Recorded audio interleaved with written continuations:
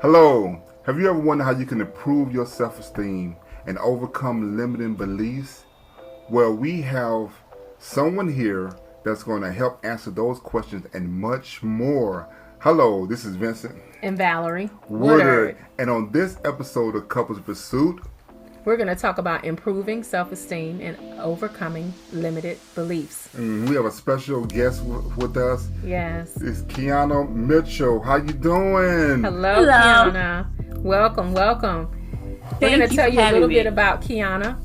And then we're going to let her tell you a little bit more about herself. Keana W. Mitchell is a relationship coach and podcaster who helps women work on their self-esteem and overcome their limiting beliefs so that they can have the relationships that they desire. In addition to being a relationship coach and podcaster, Keana is also a singer, songwriter who has a master's degree in counseling psychology with a concentration in rehabilitation. For the past 10 years, Keana has worked as a job coach and a rehabilitation counselor for the state of Alabama. Today, Keana offers a wide range of programs and services, which include the 3-day Marriage Bootcamp and her signature program, Improve Your Marriage While Improving Yourself. Wow. That is great. Later, we're going to give you some information about how to contact Keana, but welcome to Couples Pursuit Live. Tell us a little bit more about yourself. Okay, well, how much do you want to know? Because there's quite a lot I can tell you. Let it rip. Hey. Okay, well. Tell us about yourself. Well, my name is Keana W. Mitchell. The W stands for Williams because that used to be my maiden name. And when I got married, I kind of wanted to keep something. So I just kept my maiden name. Yeah, so that's one thing. And yeah, I've been working ever since I can remember, like since I was a kid. I don't know. It's like I loved reading about marriage. I love reading about relationships. I would be that nerdy kid who's looking in the encyclopedia, reading about relationships, or even when I got older as a teenager and I had a job, I read books about it. It was just something about relationships and things that just interested me. And so I would just read about it. So that also helped with what I'm doing now because it just grew. Like I got married.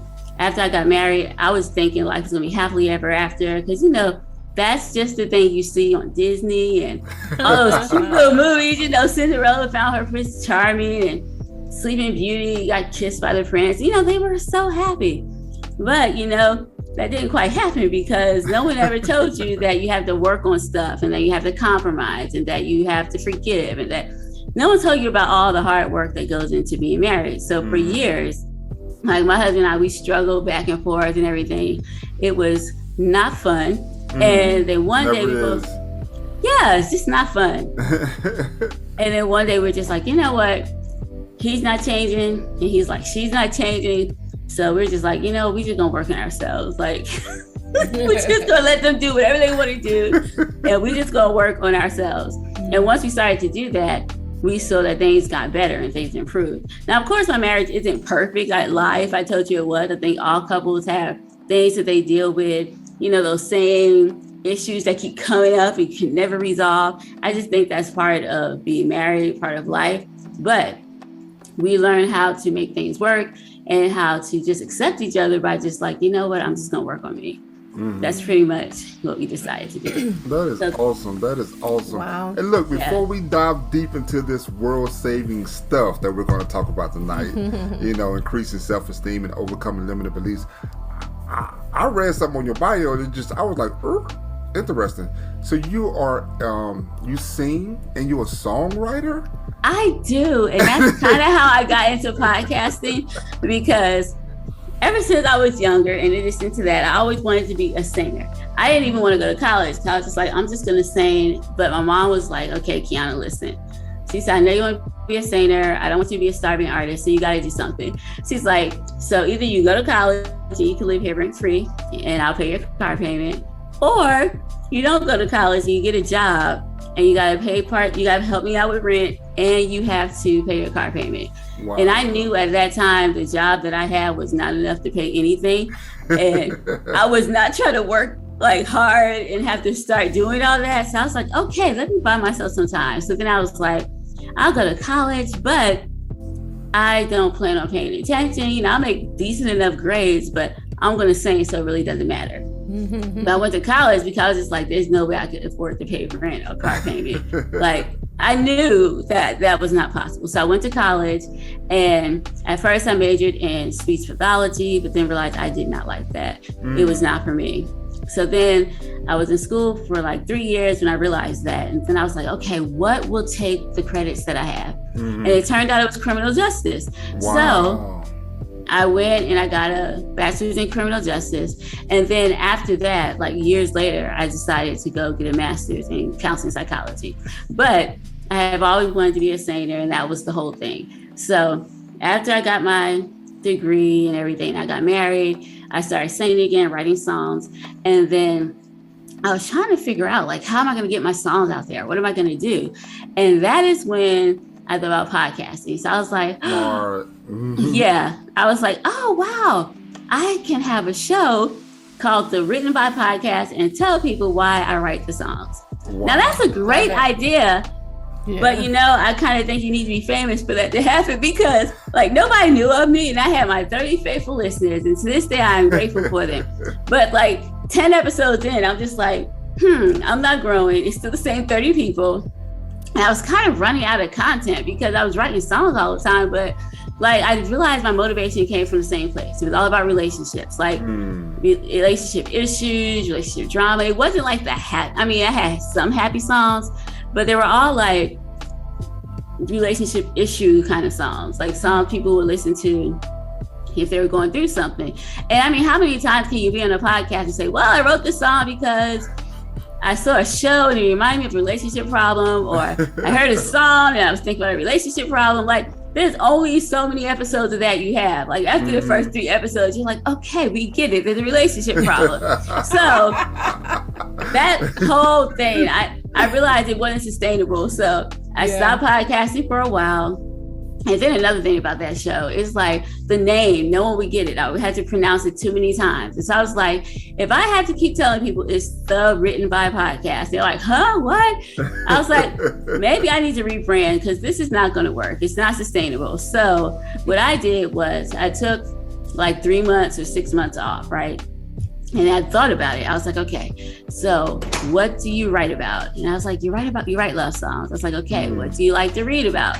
I was like, I like to read about relationships. I like to read books about it. And then I was like, okay, so why don't I do a podcast? But the focus is not music right now. The focus is about talking about relationships. And then you can put one of your songs in that deals with that topic. So that is how I came up with, at the time it was called Music and Vibes. But then like last year, I kind of rebranded it again, and I called it Music and Therapy, because someone pointed out, they're like, Keana, they're like, we like your name, Music and Vibes. We love the logo. They're like, but it doesn't say what you do. They're like, this is a relationship podcast. So you may want, they're like, have you ever thought about changing the name? And I was like, no, I haven't. They're like, you should do that. They say you have a degree, you have a master's. They're like, you have an education, you have background in this. They're like, you're given a lot of value. They're like, you should change your name. So then we talked about it. And then after a while, I came up with the name Music and Therapy with relationship coach Keana W Mitchell. So that is how it went through like several stages, but that's how I got to the podcast that I have now. Oh, that is awesome. Wow. That is awesome. Yeah. Well, I think it's great, that your goal is to help people with improving their self-esteem and overcoming limiting beliefs. So what are some of the strategies that you have for women on how to do that? The first strategy I have, and I think is like a core foundation, is looking at yourself. Like, find out what your triggers are, because so many times it's like we react to things. And I know most of the time, if you look at any argument, it's reaction. You're reacting to something someone did. So if as women, we can look and say, okay, why are we reacting this way? What is this triggering? Why are we doing this? Because so many times we don't realize it, but there are a lot of things that make up us.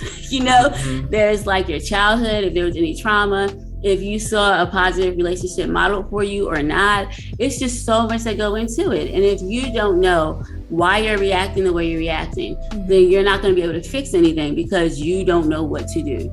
So the first thing I just tell people is like, okay, so we need to figure out why are you feeling this way? And I like to let people know that when you get angry, it's just a symptom of something else, because a lot of times anger is like that best friend you never knew you had. It's the easy place to go. You don't have to feel any emotion behind it. You don't have to feel anything. It's just like anger. It's like the catch-all bucket for your feelings, right? It is, and it makes you feel good and you feel powerful because you're angry. You feel like you're in control. You can do something. But if you actually took time and say, why am I angry? Most of the time it's because you're hurt or you feel disrespected or it's something deeper. It's just the default emotion that we go to most of the time. So that is why we work on like finding out what your triggers are, find out why you're angry, because you might not be angry at all. You could just be hurt. And if you're hurt, then you need to talk about why you're hurt and how somebody's actions made you feel, rather than I'm mad, you're a piece of crap, I hate you. You need to figure out what is the core of this problem. And I think once you figure out what the core of the problem is, then you can talk rationally. You can have some idea of what you guys want to talk about instead of screaming at each other because you're both mad, because that never works. Right. That's so good. We just finished talking about we talked about the subject of loneliness, but it's like in the way that some people respond to each other. Right. Anger may be the first emotion, but there's always something under anger. Yes. Anger covers. Exactly. Anger is a carrier for another emotion. Exactly. There are times to be angry, but in relationships, we really shouldn't. That shouldn't be the thing that we lead with. Yeah. And I think you can always tell, because it's like if someone just blows up like out of nowhere and they take anger to another level, because it's normal to be angry. But if you are angry about something that occurred, like somebody hits your car, that's a normal reaction to anger. Or maybe your kids like messed up your phone, normal reaction to anger. But if you and your spouse are having a conversation and then he mentions something or she mentions something and then you blow up, that's a sign that wait. Yeah. That reaction is an overreaction to what just happened. It's not appropriate for that response. So that should let you know that, hey, there is something going on. And if you're the person who had that sudden burst of anger and it just came out of nowhere, then that's why you should just ask yourself, like, okay, why am I getting angry? What is making me feel this way? So you can get to the core of what's going on. Yeah, so those limiting beliefs you spoke about earlier, we talked about a whole bunch of them, but some of the core ones that you discuss on your podcast and also when you talk with the women or just with couples in general, like what are some of like the core things we have to overcome to even get to the point where we can build up our self-esteem? Like what are those things that we're telling ourselves that we can't do? Oh, I love that. I just did a podcast episode on it this week. It's like we're telling ourselves we can't do it. Like you may say, well, I can't make and you may not even say it, but like if you grew up in a home where your parents were divorced, separated, or something happened, you may think you can't have a good marriage, or that you won't find anyone to love you, or that if your marriage is on the rocks and you're going through a rough time, that I can't make it work, it's not going to work out. It's like your mind believes what you tell it. So if you are telling it these things, then of course you're not going to make it work. It's not going to happen. And I think sometimes we lean too heavily like on divorce, like, well, if it doesn't work out, then I can just get a divorce, or I can do this. Now, I do think divorce has its place. Like if someone is in a physically abusive relationship or mentally abusive thing, I think any relationship where you're being hurt physically or emotionally, you have to get out. Like I can't find any justification to stay. Now, if you want to work on it, you got to work on it apart and make sure those actions can never happen again. But that would be a time I say, yeah, you should probably just let it go. But that depends on the person. But if it's like a relationship and things are just hard and you're growing apart, I think that if both individuals took divorce off the table and be like, okay, so we're not going to talk about it, that's not a backup plan, and then move forward and try to work on things, it would be a lot better.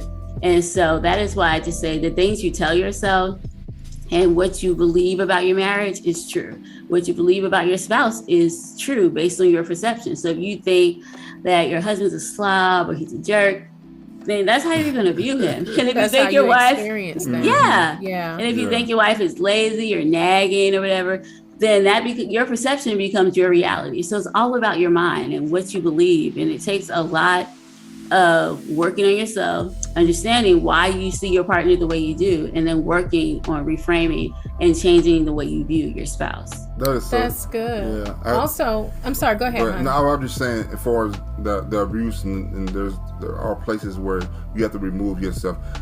I think the key thing to remember is that no adult deserves to be disciplined by another adult. Exactly. No, I shouldn't discipline my spouse. She shouldn't have to discipline me to get a point across. You know, exactly. we're at a place right now, we're grown, she better talk about it, but sometimes we can use anger as a form of, I'm gonna get her, I'm going to get her, I'm going to get him. I'm going to put him or her in their place, or I'm going to protect myself by shutting them out. I'm going to protect myself by being angry. You know, I'm going to protect myself by making sure they don't continue to question me, because I'm not ready to confront where I am, how I am, who I am, or I don't know who I am and why I am the way that I am. And something you said before, you said, it's like if we believe whatever it is about ourselves or our spouse, then that's what you perpetuate, because we build what we believe, right? And that's not just what we believe about other people. It's not just what we have said to ourselves, but it's also what are the things that have been said to us. Well, marriage sucks. Marriage doesn't work. Women are, nags. A woman, a wife is a ball and chain. A man is a dog. A man is never faithful. Exactly. If you come into it with that, then you will believe that. That's how you set the bar for your life. Exactly. Yeah. And that's true. And that's why it's important to kind of look at your parents' marriage, see what worked, what didn't work. And if it didn't work, then you need to understand why it didn't work. I would even say, if your parents are alive, talk to them, find out why it didn't work, what happened. Because if you don't, then you have a chance of repeating that. And the crazy thing about it is, like, sometimes we don't even know why we're doing what we're doing. We're just following the example that we saw, and we don't always realize what's happening until it's a little too late. That is so good. I chuckle because there's a former pastor said to us one time, he gave us the scenario of the roast, right?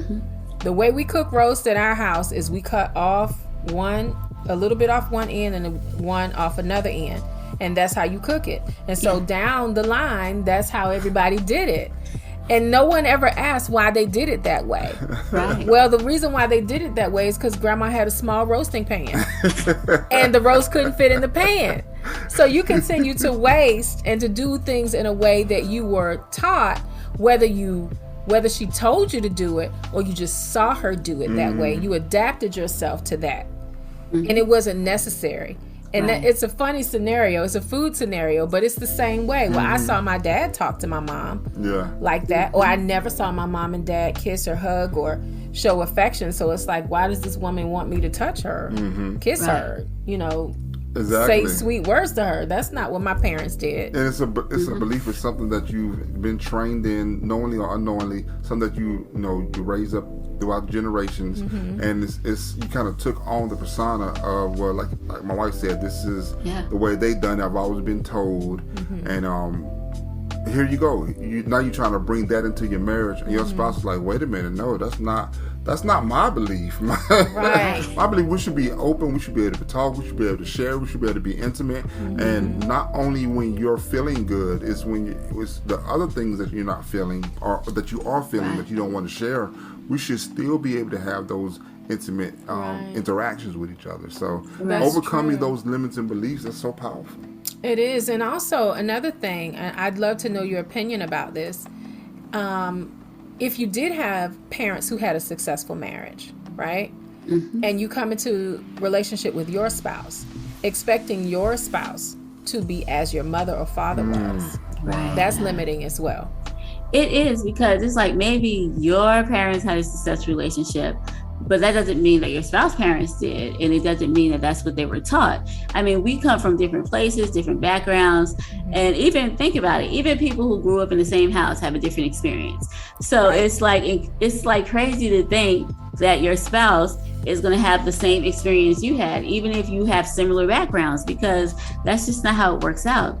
And it's just based on who they are. Maybe that's just not them. Like, maybe that's just not their love language. And that's not how they express love. So you have to take all these things into consideration and be accepting of whoever you have, because you can't change them and you should just accept them. Now you touched on something a little while ago where you talked about, you know, you and your spouse having difficulty and you decided that you should work on yourself. And one of the things you mentioned, one of the programs that you have is entitled Improve Your Marriage While Improving Yourself. Yes. Is that the thing that pushed you to foster this program, the experience you had within your own marriage? Yes, because I realized that, like, me focusing all my time and attention on what I thought he wasn't doing was actually holding me back, because it's like I was getting mad, I was frustrated, I wasn't practicing self-care because I was just too pissed at him. So I mean, it was just like a cycle over and over and over. And I was like, I need to get off this cycle. So what I started to do was just take care of myself, focus on me. Of course, I was nice, I was kind, I still did all those things, but then it made me realize, okay, Keana, maybe you're not the easiest person to live with, and you can hold a grudge. And even though you may say it's not your fault, but you did like argue when you did join in an argument. Related to the problem. It's like we have to admit that no matter what we do, we like are half the problem. Like if someone wants to argue, if you just don't argue with them and walk away, then there's no argument. Like all the things we do with our spouse, like they can't do alone. So if we join in, regardless of what you might think about them, it's like you're part of the problem too. So if you work on yourself and fix that problem, then it's like you fix half the problem already. So you have less time to argue, less time to be disagreeable. And then that gives them time to breathe also and really be introspective and look at themselves and see, you know what, she didn't answer me back this time. So instead of me being ready to fight or argue or disagree with her, be combative or defensive, now I get to sit and think about the fact that I need to work on me too. And the self-esteem that you talked about earlier, how sometimes we can carry our version of who we think we are, who we see ourselves as in our relationship. Now, if we don't have a great self-esteem value within ourselves, then that carries over also. So when your spouse does something like not really touch you when he comes in the house or she comes in the house, or not really say hello, then that could be something kind of residual thing that where people didn't speak to you when they were mad at you, or your parents used withdrawal as their emotions as punishment for you, so now here's your spouse doing the same thing, and so you have low self-esteem in certain areas that we bring into this marriage, and then your spouse does something in their eyes it's like harmless. It's harmless. It's not really I don't think it was that serious, but it's like one of the biggest things for you, because it's the triggers you talked about in the beginning. I was thinking about what Hoppo said. It's really out of context, but Whoopi said. Was Hoppo said? Not Hoppo. Oprah said my daddy didn't even beat me. Oh yeah, Miss Celie. Like, my daddy didn't even touch me, And it's like, here's my husband, being unaffectionate to me, and you already are kind of you're dealing with that area of trying to heal from that, and now we're in a new relationship, and we're having to build up our self-esteem, overcome limited beliefs, and be this man or woman for our spouse. You talk more about that. Please. This image that they have created in their minds, because that is a thing as well. We have an idea of who our husband or wife should be, and then our husband or wife don't have any idea that that's who you expect me to be. That's how you expect. Well, I'm not built like that. I don't work that way. So that can become counterproductive. We need some tact. Keana, some things that we can do, we can take and build upon this, and also share with others, like my wife said, like some tact, some roll up our sleeves. That's what I do right here. What are some things that we can do, that we can take home right now, we can start working on right now? The first thing I would say is drop all your expectations, like leave them alone, because the person that you thought you had and made up in your mind that's who you're going to marry. That's not who you marry. You marry the man or woman that you have. So drop those expectations and get to know them for who they are. Get to accept them. Because once you do that, you will see a lot of your resentment for them will probably go away, because you're trying to make them live up to something that you never even told them about, but that was your vision of a mate. Wow. And so if you drop those expectations, then that would be the first thing I would say. Next, I would say forgive anything that you think they've done wrong to you. Because if you can't forgive them, you're just holding a grudge, and then any little thing they do is just like, see, they did this, they did that. And it's almost like a list of memories that you have negative things about them, and they can't even live it down. Like, forgive it, let it go, just drop it. And then the third thing that I would say is to make sure that every day you think of one or two things positive. Because there's a lot of negative, and we all feed off of negative. You know that it's easy to see the negative and point that out. But what about the positive? Like, there has to be something positive about your spouse. So the more you practice saying a couple of positive things to them or thinking a couple of positive things about them, the happier you would be with them, because you're like, oh, they're not so bad. Oh, he did this or she did that. And you'll begin to notice like the things you noticed at the very beginning when y'all fell in love. So those are the three main things I would say you can start doing now. Yeah. That is good advice. Before you leave us, I know we're probably getting close to time, but I would love for you to share what your 3-day marriage boot camp entails. Can you tell us about that? Yes, I absolutely can. So the 3-day marriage boot camp is a weekend. So it's a Friday, Saturday, Sunday. It's at 6:00. And what we do is pretty much I go over the first 3 lessons of my course, of my program, because I think those are the foundations. Like, even if you did not take the rest of the course or anything, if you have those 3 foundations, then you can at least begin to do the work. You can at least begin to change something, to start to see some improvement, because that is what I think a lot of people need. It's like, people don't want to hear, all the things that they could do or whatever. They need something to work for them now. And so the 3 things we talk about is identifying your triggers, understanding yourself and why you feel this way. Because once you understand that, you can communicate that to someone in a rational way that they can understand. And then we talk about self-esteem, because I do think that sometimes people have low self-esteem, so they take whatever. And instead of having like a higher expectation, like, I think that, how can I put it? I think we teach people how to treat us. So if we have a low self-esteem and somebody, let's say that your husband or wife never washed the dishes because they know you're just going to come behind them and pick it up. And you keep doing it over and over and over again, but yet you're mad and you're resentful. But you have to ask yourself, why am I doing this? Why am I cleaning up behind them?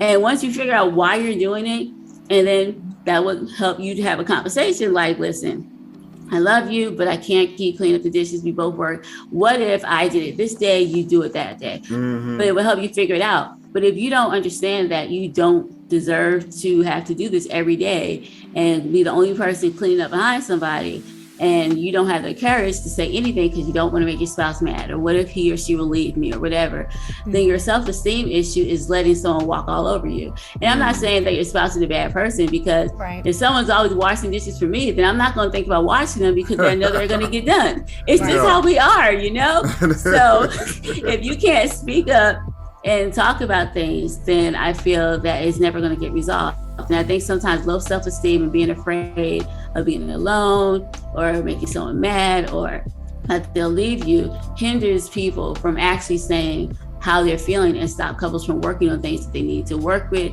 or even having conversations they need to have because of fear of being alone or being left or abandoned. Dude, this is so good. When we get to around that 30-minute mark of an episode, I'm like, man, wow, there's so much more to talk about. We have to unpack. So that lets us know we have to have you back so we can talk about more. But look, before we go though, is there any? We talked about a lot, and you gave us so many nuggets. My wife is not just looking; she's looking down. She's writing. She's just like jotting notes. She loves taking Keana notes. She loves to jot notes. But is there anything that you want to talk about that we didn't get to today? Is there something that we might have left out that you say, well, I want to make sure they got this? Yes. The one thing I want to make sure everyone gets is that you have to take care of yourself. I don't think you can have a successful marriage if you let yourself go. And when I say that, I'm not talking about looks. I'm not talking about clothes. I'm not talking about any of that stuff. But you have to be emotionally healthy. And sometimes we get into relationships, we stop thinking about what we like, our hobbies, our goals, who we are as people, and we just feed off of who our spouse is, and we lose ourselves. So the point is, you have to find yourself, rediscover who you are, what you like, because if you can do that, then you're going to be a better partner because you're going to be happy. You're going to be satisfied with yourself. If you want to exercise for cardio purposes, just to be healthy, just do some things for you. Because if you do that and take care of your mental health and you take care of yourself, then you'll be a better spouse. You'll be a better mom, father, like whatever it is, you'll be better because you are healthy. I think that's great. That is a topic. That's awesome. Emotional fitness, emotional health. Yeah. Health. What would you say? Emotional health. Emotionally healthy. Yeah. Yes. That is. I like that. Emotional health. I want to say emotional fitness. That sounds like a really good. It's a good guy word. Yeah, it is. But that lends itself to the fantasy or the fallacy that rather that someone completes you. Right, exactly. You come into a relationship whole and not half. Yes. I need all of him, not half of him. Right. It's true. It does not work. Give me all of you. That gets us halfway there. Yes. Yeah. Look, we said we're going to drop the link to your website. We're going to do that in the comments. But how can the people get in touch with you other than the website? And your podcast. Yeah, tell us all your outlets. Okay, so I'm on Spotify, and I'm easy to find. If you just put in music and therapy with relationship coach, by the time you get there, Keana W. Mitchell should pop up because there's no other podcast with that title. So it's it's music and therapy with relationship coach Keana W. Mitchell. So that's one podcast. I do have another podcast called Finding God Podcast, and that just talks about how people find God. So that's there too. If you just type that in, you can find that. I have a website, of course, KeanaWMitchell.club, because I'm doing a lot of things and everything that I'm doing is there. So there you go with that. I'm also on Instagram and Facebook on Instagram, you can find me as Anique. And then on Facebook, you can find me as either Keana W. Mitchell or Keana Mitchell, or you can just go to Music and Therapy. I have a Facebook group and a page. So that is awesome. And we can get in touch with you about the 3-day, was it a workshop? 3-day marriage boot camp. By going to the website, we can get information for that also. You can, but I can also send you the sales page, and I can see the information, and you can get that as well. Okay. We just want to make sure we articulate the website for listeners also. It is www.KeanawMitchell.club. Correct? Yes. Correct. Okay. Yes. That is good. That is good. Well, I hope that you learned something today. Thank you so much for joining this Couples Pursuit Live.